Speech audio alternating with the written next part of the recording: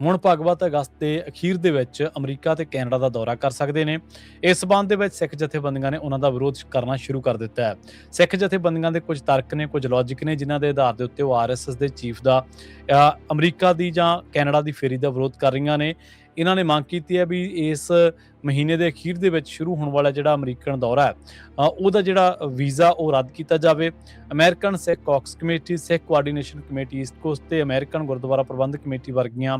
ਪ੍ਰਮੁੱਖ ਜਥੇਬੰਦੀਆਂ ਨੇ ਅਮਰੀਕੀ ਵਿਦੇਸ਼ ਮੰਤਰੀ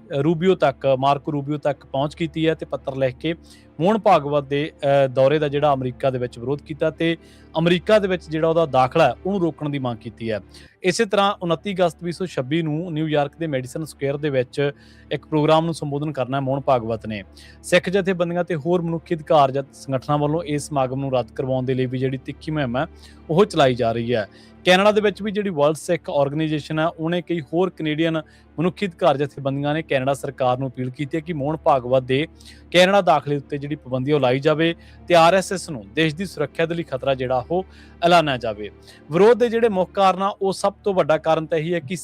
ਆਰਐਸਐਸ ਦੇ ਨਾਲ ਸੰਬੰਧਿਤ ਜਿਹੜੀਆਂ ਜਥੇਬੰਦੀਆਂ ਨੇ ਜਿਨ੍ਹਾਂ ਨੂੰ ਆਰਐਸਐਸ ਚਲਾਉਂਦੀ ਹੈ ਜਾਂ ਜਿਹੜਾ ਆਰਐਸਐਸ ਦਾ ਮੇਨ ਜਿਹੜਾ ਥਿੰਕ ਟੈਂਕ ਆ ਉਹ ਇਹ ਗੱਲ ਪ੍ਰਚਾਰਦਾ ਰਹਿੰਦਾ ਹਮੇਸ਼ਾ ਕਿ ਸਿੱਖ ਇੱਕ ਵੱਖਰੀ ਕੌਮ ਨਹੀਂ, ਇਹ ਹਿੰਦੂ ਧਰਮ ਦਾ ਹੀ ਇੱਕ ਅੰਗ ਨੇ। ਪਰ ਦੂਜੇ ਪਾਸੇ ਸਿੱਖਾਂ ਦਾ ਕਹਿਣਾ ਹੈ ਕਿ ਆਰਐਸਐਸ ਇਸ ਤਰ੍ਹਾਂ ਗਲਤ ਕਰ ਰਹੀ ਹੈ, ਸਿੱਖ ਇੱਕ ਵੱਖਰੀ ਕੌਮ ਨੇ। ਦੂਜੀ ਗੱਲ ਇਹ ਹੈ ਕਿ ਇਹ ਭਾਰਤ ਨੂੰ ਹਿੰਦੂ ਰਾਸ਼ਟਰ ਬਣਾਉਣਾ ਚਾਹੁੰਦਾ ਜਦਕਿ ਜਿਸ ਦਾ ਸਿੱਖ ਜਥੇਬੰਦੀਆਂ ਸਖਤ ਵਿਰੋਧ ਕਰਦੀਆਂ ਨੇ। ਉਹਨਾਂ ਦਾ ਮੰਨਣਾ ਹੈ ਕਿ ਇਹ ਵਿਚਾਰਧਾਰਾ ਭਾਰਤ ਦੇ ਸੰਵਿਧਾਨਕ ਢਾਂਚੇ ਤੇ ਧਰਮ ਨਿਰਪੱਖਤਾ ਦੇ ਬਿਲਕੁਲ ਖਿਲਾਫ ਹੈ। ਸੋ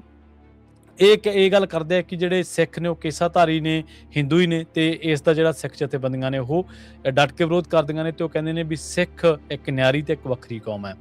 ਸਿੱਖ ਜਥੇਬੰਦੀਆਂ ਦਾ ਇਹ ਵੀ ਦੋਸ਼ ਹੈ ਵੀ ਆਰਐਸਐਸ ਦੀ ਸਰਪ੍ਰਸਤੀ ਦੇ ਹੇਠ ਭਾਰਤ ਦੇ ਵਿੱਚ ਮੁਸਲਮਾਨਾਂ, ਮਸੀਹੀਆਂ, ਸਿੱਖਾਂ ਸਮੇਤ ਜਿੰਨੀਆਂ ਵੀ ਘੱਟ ਗਿਣਤੀਆਂ ਨੇ ਉਹਨਾਂ ਨੂੰ ਨਿਸ਼ਾਨਾ ਬਣਾਇਆ ਜਾ ਰਿਹਾ ਤੇ ਉਹਨਾਂ ਦੇ ਧਾਰਮਿਕ ਅਧਿਕਾਰਾਂ ਨੂੰ ਕੁਚਲਿਆ ਜਾ ਰਿਹਾ। ਸੋ ਇੱਥੇ ਇਸ ਗੱਲ ਦਾ ਜ਼ਿਕਰ ਕਰ ਦਈਏ, ਜਦੋਂ ਆਪਾਂ ਰਾਸ਼ਟਰੀ ਸਿੱਖ ਸੰਗਤ ਦੀ ਗੱਲ ਕਰਦੇ ਹਾਂ ਤਾਂ ਉਦੋਂ ਸ੍ਰੀ ਅਕਾਲ ਤਖਤ ਸਾਹਿਬ ਦਾ ਇੱਕ ਹੁਕਮਨਾਮਾ ਜਿਹੜਾ ਉਹ 2004 ਦਾ ਉਹ ਸਾਨੂੰ ਜ਼ਰੂਰ ਧਿਆਨ ਦੇ ਵਿੱਚ ਰੱਖਣਾ ਚਾਹੀਦਾ ਹੈ, ਜਿਹਦੇ ਵਿੱਚ ਹੁਕਮਨਾਮਾ ਸਾਹਿਬ ਦੇ ਵਿੱਚ ਇਹ ਹੁਕਮ ਜਾਰੀ ਕੀਤਾ ਗਿਆ ਸੀਗਾ ਕਿ ਆਰਐਸਐਸ ਦੀ ਜਿਹੜੀ ਸ਼ਾਖਾ ਹੈ ਰਾਸ਼ਟਰੀ ਸਿੱਖ ਸੰਗਤ ਉਹ ਸਿੱਖ ਵਿਰੋਧੀ ਹੈ, ਉਹਨੂੰ ਐਲਾਨਿਆ ਗਿਆ ਸੀਗਾ ਬਕਾਇਦਾ ਤੇ ਸਮੁੱਚੀ ਸਿੱਖ ਕੌਮ ਨੂੰ ਇਸ ਦੇ ਨਾਲ ਕਿਸੇ ਵੀ ਤਰ੍ਹਾਂ ਦਾ ਸਹਿਯੋਗ ਨਾ ਕਰਨ ਦੀ ਜਿਹੜੀ ਹਦਾਇਤ ਆ ਉਹ ਕੀਤੀ ਗਈ ਸੀ। ਸਿੱਖ ਜਥੇਬੰਦੀਆਂ ਅੱਜ ਵੀ ਉਸ ਫੈਸਲੇ ਦੇ ਤਹਿਤ ਆਰਐਸਐਸ ਮੁਖੀ ਦੀਆਂ ਗਤੀਵਿਧੀਆਂ ਦਾ ਵਿਰੋਧ ਕਰਦੀਆਂ ਆ ਰਹੀਆਂ ਨੇ। ਦੂਜਾ ਸਭ ਤੋਂ ਵੱਡਾ ਜਿਹੜਾ ਕਾਰਨ ਆ ਉਹ ਇਹ ਹੈ ਕਿ ਅਸਲ ਦੇ ਵਿੱਚ ਭਾਰਤ ਦੇ ਵਿੱਚ ਜਿਹੜੀ ਗਵਰਨਮੈਂਟ ਇਸ ਟਾਈਮ ਚਲਾਈ ਜਾ ਰਹੀ ਹੈ ਭਾਜਪਾ, ਉਹਦੀ ਜਿਹੜਾ ਥਿੰਕ ਟੈਂਕ ਆ ਜਾਂ ਉਹਦਾ ਜਿਹੜਾ ਕੰਟਰੋਲ ਆ ਉਹ ਆਰਐਸਐਸ ਦੇ ਹੇਠ ਹੈ। ਸਿੱਖਾਂ ਦੇ ਭਾਜਪਾ ਦੇ ਨਾਲ ਬਹੁਤ ਸਾਰੇ ਮਸਲੇ ਨੇ। ਸਭ ਤੋਂ ਪਹਿਲਾਂ ਤਾਂ ਇਸ ਟਾਈਮ ਜੇ ਚਰਚਾ ਕੀਤੀ ਜਾਵੇ ਤਾਂ ਸਭ ਤੋਂ ਵੱਡਾ ਮਸਲਾ ਇਹ ਹੈ ਕਿ ਹੁਣ ਤਾਜ਼ਾ ਜਿਹੜਾ ਭਾਈ ਹਰਦੀਪ ਸਿੰਘ ਨਿੱਜਰ ਨੇ ਜਿਨ੍ਹਾਂ ਨੂੰ ਕਤਲ ਕਰ ਦਿੱਤਾ ਗਿਆ ਸੀਗਾ, ਉਸ ਮਾਮਲੇ ਦੇ ਵਿੱਚ ਹੁਣ ਜਿਹੜੀਆਂ ਏਜੰਸੀਆਂ ਨੇ ਉਹ ਗੈਂਗਸਟਰਾਂ ਦੇ ਨਾਲ ਲਿੰਕ ਕਰ ਰਹੀਆਂ ਨੇ। ਵੱਖ-ਵੱਖ ਉਹਨਾਂ ਦੇ ਜਿਹੜੇ ਬੰਦੇ ਛੱਡੇ ਹੋਏ ਨੇ ਉਹ ਦਾਅਵੇ ਕਰ ਰਹੇ ਨੇ ਵੱਖ-ਵੱਖ ਤਰ੍ਹਾਂ ਦੇ। ਦੂਜੀ ਜਿਹੜੀ ਗੱਲ ਆ ਉਹ ਇਹ ਹੈ ਕਿ ਕਰਤਾਰਪੁਰ ਸਾਹਿਬ ਲਾਂਘੇ ਦੀ ਸ਼ੁਰੂਆਤ ਕੀਤੀ ਗਈ ਸੀ ਪਰ ਉਸ ਸਬੰਧ ਦੇ ਵਿੱਚ ਕੋਈ ਮਹੱਤਵਪੂਰਨ ਕਦਮ ਜਿਹੜੇ ਉਹ ਨਹੀਂ ਪੁੱਟੇ ਗਏ। ਤੀਜੀ ਗੱਲ ਇਹ ਹੈ ਕਿ ਪੰਜਾਬ ਦੇ ਵਿੱਚ ਲੋਕਾਂ ਦੇ ਜਿਹੜੇ ਧਾਰਮਿਕ ਤੌਰ ਤੇ ਜਿਹੜੇ ਵਖਰੇਵੇਂ ਨੇ ਉਹ ਅਕਾਲੀ ਦਲ ਬਾਦਲ ਪਰਿਵਾਰ ਨਾਲ ਨੇ, ਜਦਕਿ ਇਹ ਉਹਨਾਂ ਦੇ ਨਾਲ ਗੱਠਜੋੜ ਦੇ ਵਿੱਚ ਨੇ।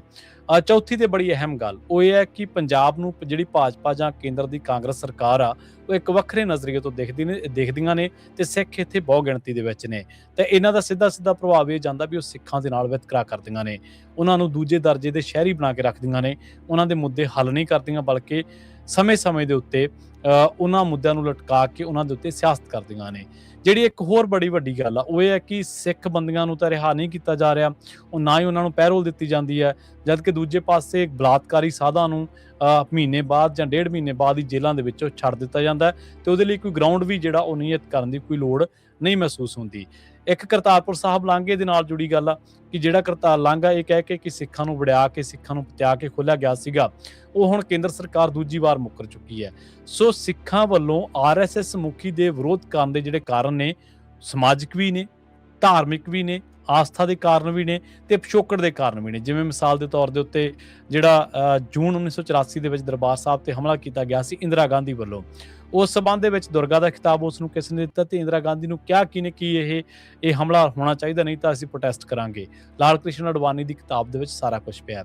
ਇਸ ਤੋਂ ਬਾਅਦ ਜਿਹੜੇ ਕਤਲੇਆਮ ਹੋਇਆ ਸੀ ਸਿੱਖਾਂ ਦਾ ਦਿੱਲੀ ਦੇ ਵਿੱਚ, ਉਹਦੇ ਵਿੱਚ ਆਰਐਸਐਸ ਦੇ ਨਾਲ ਜੁੜੇ ਲੋਕਾਂ ਦੇ ਉੱਤੇ ਬਾਏ ਨੇਮ ਪਰਚੇ ਦਰਜ ਨੇ ਐਫਆਈਆਰ ਦੇ ਵਿੱਚ। ਤਾਂ ਜੇਕਰ ਇਹ ਸਿੱਖਾਂ ਦੇ ਹਮਦਰਦ ਨੇ ਜਾਂ ਜੇਕਰ ਇਹ ਆਰਐਸਐਸ ਸ਼ੁਰੂ ਤੋਂ ਸਿੱਖਾਂ ਦੇ ਨਾਲ ਚੰਗਾ ਵਤੀਰਾ ਰੱਖਦੀ ਹੈ ਤਾਂ ਜਦੋਂ ਸਿੱਖਾਂ ਦੇ ਗਲਾਂ ਦੇ ਵਿੱਚ ਟਾਇਰ ਪਾਏ ਜਾ ਰਹੇ ਸਨ ਤਾਂ ਇਹਨਾਂ ਦਾ ਕੰਮ ਤਾਂ ਇਹ ਸੀਗਾ ਕਿ ਉਹਨਾਂ ਨੂੰ ਬਚਾਉਣਾ ਸੀਗਾ, ਪਰ ਇਹਨਾਂ ਦੇ ਬੰਦਿਆਂ ਉੱਤੇ ਤਾਂ ਪਰਚੇ ਦਰਜ ਹੋਏ ਨੇ। ਸੋ ਉਦੋਂ ਤੋਂ ਲੈ ਕੇ ਹੁਣ ਤੱਕ ਜਿੰਨੇ ਵੀ ਸਿਆਸੀ ਵਰਤਾਰੇ ਵਾਪਰੇ ਨੇ, ਜਿੰਨੀਆਂ ਵੀ ਹੋਰ ਘਟਨਾਵਾਂ ਵਾਪਰੀਆਂ ਨੇ, ਸਿੱਖ ਇਹ ਸੋਚਦੇ ਨੇ ਕਿ ਉਹਨਾਂ ਦੇ ਪਿੱਛੇ ਜਿਹੜਾ ਦਿਮਾਗ ਹੈ, ਜਿਹੜੀ ਸਾਜ਼ਿਸ਼ ਚੱਜ, ਜਿਹੜੀ ਕਾਢ ਹੈ, ਉਹ ਆਰਐਸਐਸ ਦੀ ਹੈ। ਇੱਧਰਲੇ ਸਿੱਖਾਂ ਦੇ ਬਹੁਤ ਸਾਰੇ ਮਸਲੇ ਨੇ ਜਿਹੜੇ ਲਟਕੇ ਹੋਏ ਨੇ, ਹੋਰ ਬਥੇਰੇ ਮਸਲੇ ਨੇ ਸਿੱਖ ਕੌਮ ਦੇ ਜਿਨ੍ਹਾਂ ਨੂੰ ਕੇਂਦਰ ਦੀ ਸਰਕਾਰ ਹੱਲ ਕਰ ਸਕਦੀ ਹੈ, ਪਰ ਕਦੇ ਵੀ ਉਹਨੇ ਇਹਨਾਂ ਵੱਲ ਕੰਨ ਨਹੀਂ ਕੀਤਾ। ਸੋ ਇਹ ਸਾਰੇ ਵਖਰੇਵਿਆਂ ਦੇ ਕਰਕੇ ਇੱਥੋਂ ਦੀਆਂ ਜਿਹੜੀਆਂ ਸਿੱਖ ਜਥੇਬੰਦੀਆਂ ਨੇ, ਖਾਸ ਕਰਕੇ